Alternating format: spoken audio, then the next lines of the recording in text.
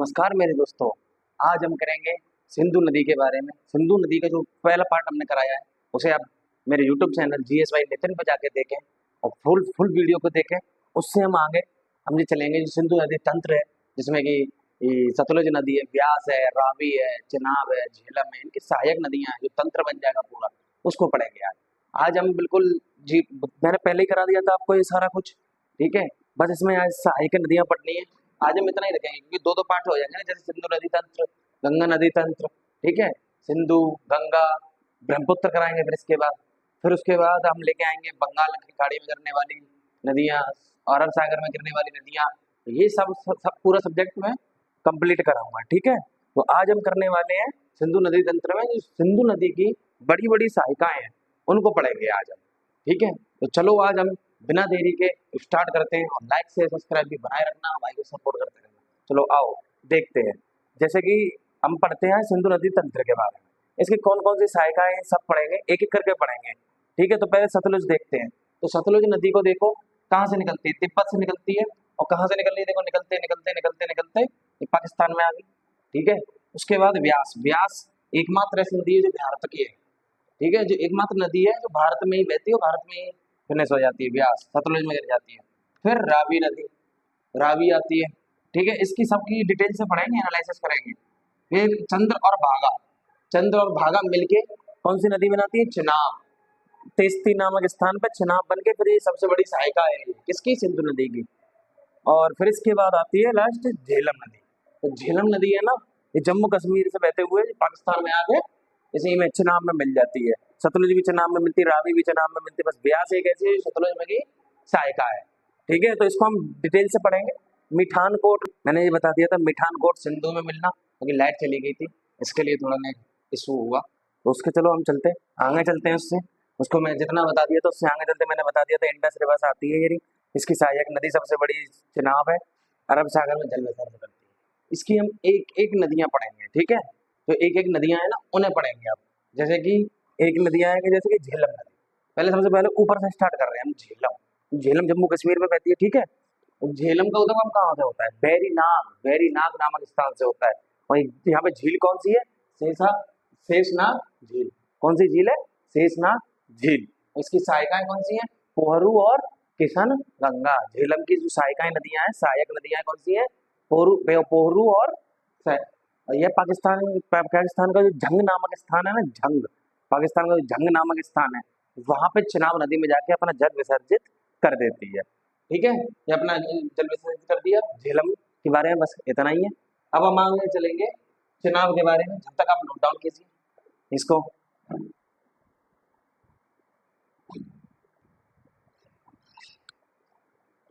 चलो दोस्तों, अब हम आगे चलते हैं। उसके बाद हमने झेलम नदी अभी पूरी की थी, ठीक है। मैंने क्या बोला था, उससे नीचे आते चलेंगे हम। झेलम, झेलम के बाद देखो इसमें मानचित्र वगैरह करेंगे, चिनाब, फिर रावी आएगी, फिर व्यास, फिर सतलुज, एकदम नीचे सीक्वेंस से आते चलेंगे, ठीक है। तो चलो हम चिनाब नदी के बारे में स्टडी करते हैं। चलो चिनाब नदी, चिनाब नदी का पुराना नाम क्या है पहले ये बताओ। चिनाब नदी का अगर कोई पूछ ले पुराना नाम क्या है, अस्किनी।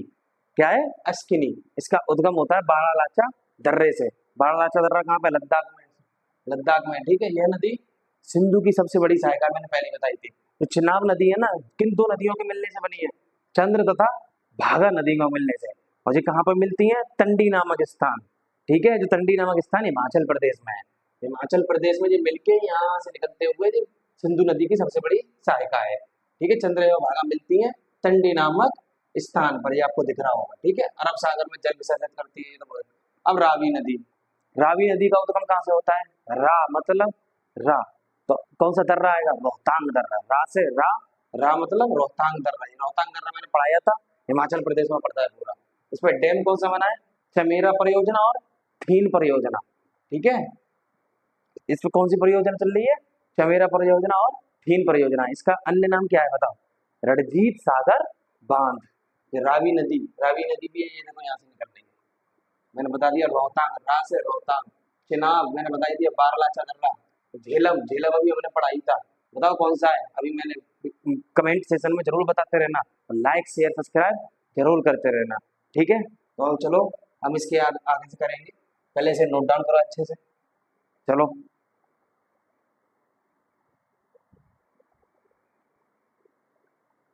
चलो दोस्तों, अब हम आगे चलते हैं।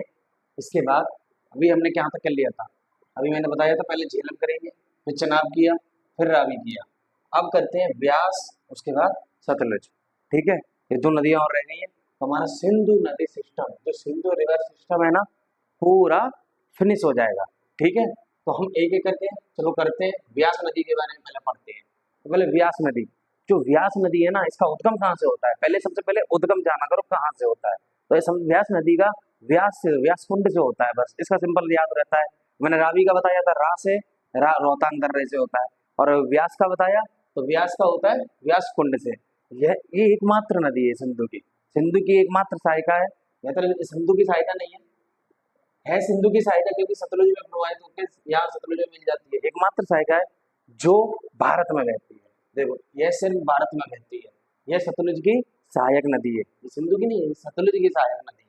ठीक है, इस पे पोंग डैम बनाया गया है। इस नदी पे कौन सा डैम बना है, पोंग डैम, पोंग डैम बनाया गया है। ठीक है, तो व्यास नदी के बारे में इतना ही पढ़ना था।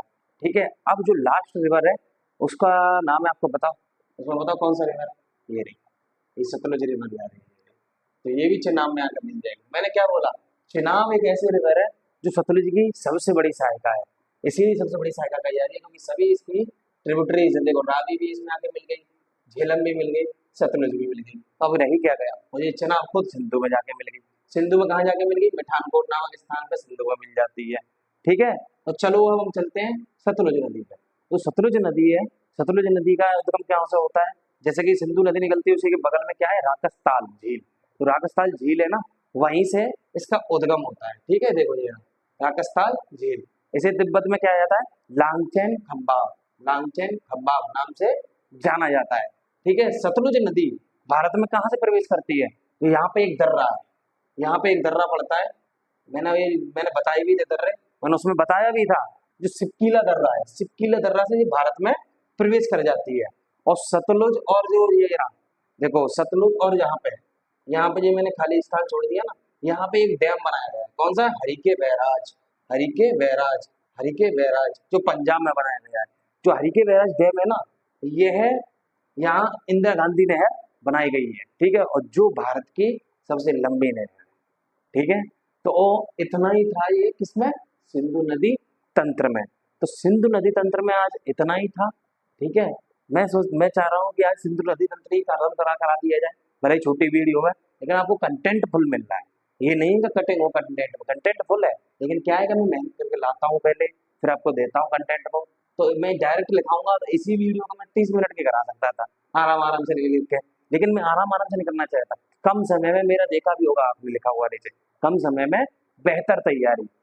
तो कम समय में बेहतर तैयारी तो ऐसी ही होगी ना, तो जल्दी जल्दी मैं निकाल के दे दूं, 6 मिनट में आप सीधा समझ जाओ सिंधु नदी तंत्र।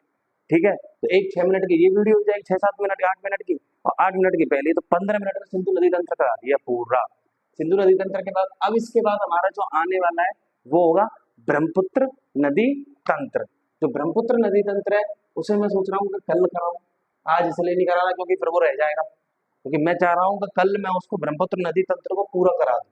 कल सोच रहा हूँ, क्योंकि ब्रह्मपुत्र नदी तंत्र के, क्योंकि उसकी सहायिकाएं उतनी लंबी नहीं पढ़नी पड़ती हमें, सहायिकाएं नहीं पढ़नी पड़ती, बस उसमें ये देखना है किस दो स्टेट में प्रभावित होती है, कहाँ होती है, माजुली द्वीप कैसा द्वीप है। ठीक है, तो ये, और बांग्लादेश में इसको क्या बोला जाता है, इसको जमुना बोला जाता है, गंगा को पद्मा बोला जाता था, मैंने उस दिन सिखाया था आपको। ठीक है, तो ये ब्रह्मपुत्र, और कहाँ चीन में कितनी बहती है और भारत में कितनी इसकी लंबाई है, तो ब्रह्मपुत्र नदी के बारे में कल पूरा बता दूंगा मैं। ठीक है, तो जी आज सिंधु नदी के बारे में पूरा हो गया, और इसके बाद तो और कुछ बचा ही नहीं है इसमें, डैम वैम भी बता दिए इसमें जो थे। ठीक है, और वीडियो को शेयर करते रहना, लाइक करते रहना, कमेंट करते रहना। ठीक है, और भाई को सपोर्ट करते रहना, जिससे अलग मोटिवेशन आए, ज्योग्राफी में और बेहतर कंटेंट लेके आएंगे। अभी क्लाइमेट आएगा, देखना क्लाइमेट कितना बेहतर पढ़ाएंगे, तो इसलिए लाइक शेयर सब्सक्राइब जरूर करते रहे। ठीक है, तो इसलिए इतना ही आज के लिए रहते हैं, और लाइक शेयर कमेंट बिल्कुल करते रहना, और शेयर करना बिल्कुल ना भूलना, जिससे कि दूर दराज के जो गाँव के क्षेत्र हैं वहाँ बच्चों को, जैसे कि आरआरबी एनटीपीसी का भी पेपर देखा होगा आपने, तो उसमें एक क्वेश्चन आ जाता, कौन सा आया था पता है, कि म्यांमार, अंडमान निकोबार, अंडमान जो निकोबार आइलैंड है वो सबसे निकट किस देश के पास है। तो आपको पता ही है, मैंने बताया था। देखो ये कॉन्सेप्चुअल क्लैरिटी का क्वेश्चन है कि नहीं है, क्यों, क्योंकि ऊपर मैंने बताया था आपको, लैंडफॉल द्वीप, कोको द्वीप किसका है? म्यांमार का है। तो कोको से उत्तरी अंडमान लगता था कि नहीं लगता था? तो वो पास में है अगर नीचे वो पास हुआ है वो इंडोनेशिया में, वो बताओ नहीं होगा ना वो, तो क्या होगा? म्यांमार। तो कॉन्सेप्ट क्लियर कर, तो मैंने कराया था उसमें से आया कि नहीं आया? तो इसलिए क्लास को सपोर्ट करो और जितना हो सके लाइक शेयर सब्सक्राइब करो, इसे शेयर करो, ठीक है? और लाइक शेयर कमेंट करते रहना और अपने भाई को सपोर्ट करते रहना। आज के लिए इतना ही रखते हैं। जय हिंद, जय भारत।